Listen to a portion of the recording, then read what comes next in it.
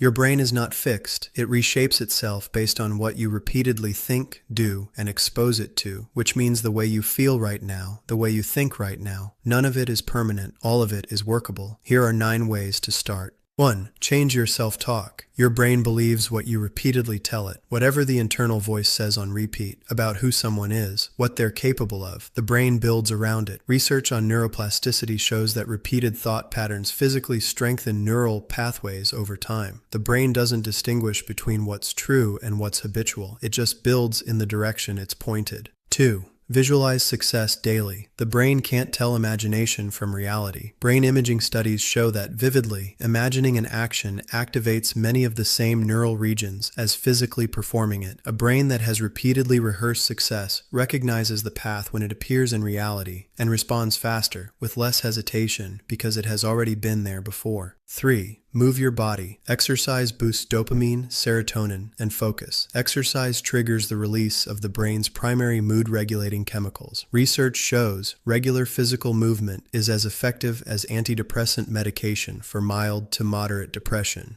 The brain that moves regularly is chemically different from the one that doesn't. Movement isn't a luxury for mental health. It's a requirement. 4. Feed it right. What you eat directly affects your mood and mental clarity. Approximately 90% of the body's serotonin is produced in the gut. What goes into the digestive system shapes the brain's chemical environment. Processed food and nutritional deficiency don't just make people feel sluggish. They actively compromise the brain's ability to regulate emotion and think clearly. 5. Practice gratitude. It rewires your brain to focus on abundance, not lack. The brain defaults to scanning for problems and threats. Gratitude practice counteracts this. Studies show that regularly acknowledging what's going well trains the brain's attentional system to filter experience differently, noticing opportunity where it previously noticed only obstacle. One deliberate acknowledgement at a time. 6. Sleep deeply. Your brain resets, heals, and stores memories while you sleep. During deep sleep, the brain consolidates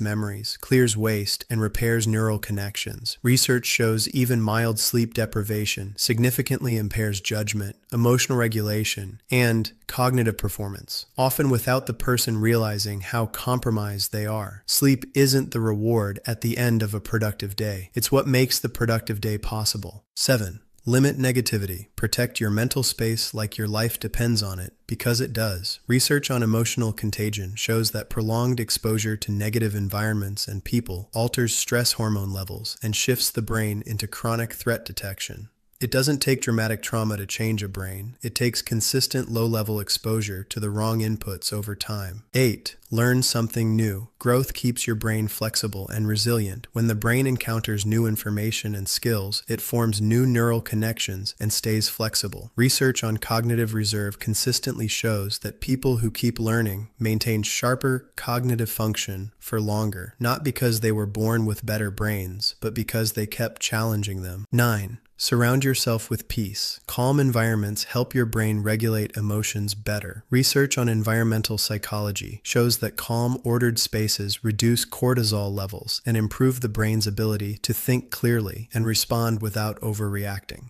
The environment shapes mental state continuously and quietly, without asking permission. Surrounding oneself with peace isn't a preference, it's a strategy. 9 ways to work with the brain instead of against it. None complicated, none requiring resources most people don't have, just consistency and the understanding that every single one of these is shaping the brain, whether done intentionally or not. The only question is whether it's being shaped in the right direction. Drop a comment. Which one are you starting with? See you in the next one.